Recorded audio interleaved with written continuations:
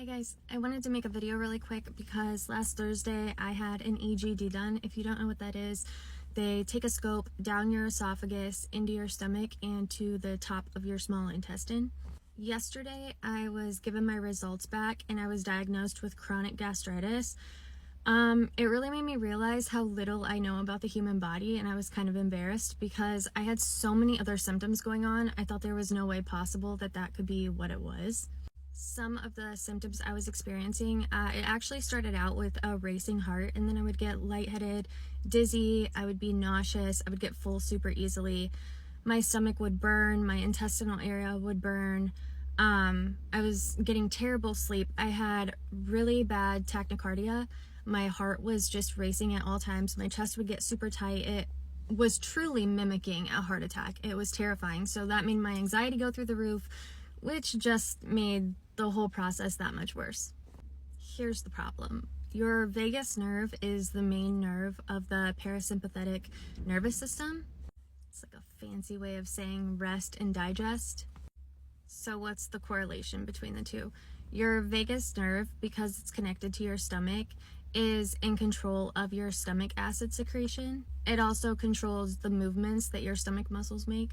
And on top of that, the rate at which things move through your stomach. So if your vagus nerve is irritated, it is going to slow down the digestive process, which then leaves food in your stomach.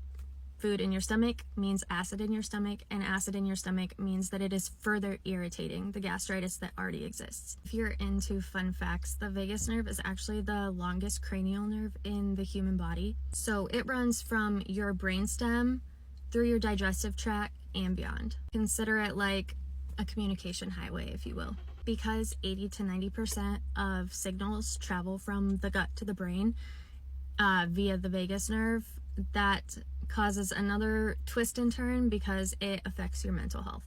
I was really confused on why my heart was racing because, I had read about the correlation between the brain and the gut, but I didn't know where the heart came into play.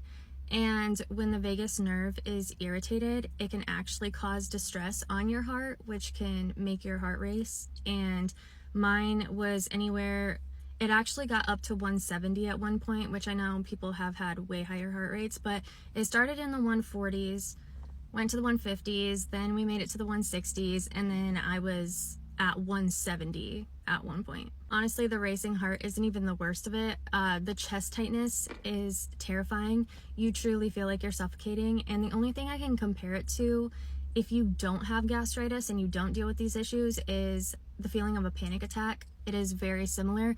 You feel like somebody is just sitting full body weight on your chest and you cannot get a breath of air. So then obviously, like I said earlier, that heightens your anxiety and makes it so much worse.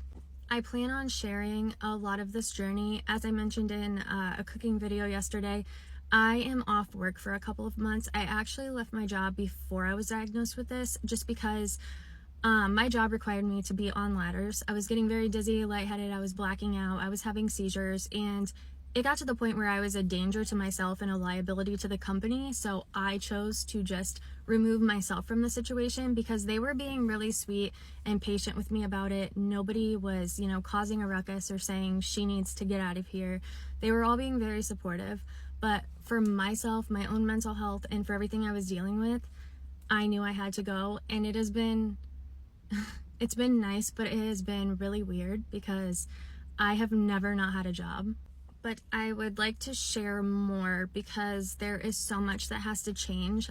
First of all, you should avoid alcohol at all costs if you have chronic gastritis or just gastritis in general. Any acidic foods you should steer clear of. Smoking, vaping, both things that you should stay away from. So there's just a lot to change in my life, and I've been looking into somatic exercises and just things that can kind of get me in a better headspace and help relax my mind and body because it has been a whirlwind. I'm actually getting ready to do a little exposure therapy, which makes me feel crazy. I was somebody that used to be able to just go into stores without a thought in the world, and now I get super anxious. I have panic attacks all the time, and I'm not sure if it's from constantly experiencing symptoms or if it is the trauma of when this first happened, because let me tell you, that day was one for the books. Anyways, long story short, I plan to make a bunch of videos about chronic gastritis and ways to help you. I'm also getting married next year, so I will be doing wedding content, cleaning, cooking, and just honestly a little bit of everything. I don't have a niche. This is me. This is my life. It's chaotic and messy, and I wouldn't know what to do if it wasn't like this. Also, I swear I will not be mad if my account blows up and I don't have to go back to work, because this is the first time in my life I have been able to be a stay-at-home mom, even though I have a 13-year-old son. But let me tell you, you don't realize what a luxury it is to wake up to your child every single day and be able to take them to school and just be so hands-on during the day. He's at the age where he would go to school himself. And I don't know, just being home and doing something I've never done before, it like makes me emotional, because I'm just so happy and almost grateful that this happened to me, because it's giving me an experience that I never would have had otherwise. So life is weird, but everybody have a good Tuesday, and I will probably see you soon.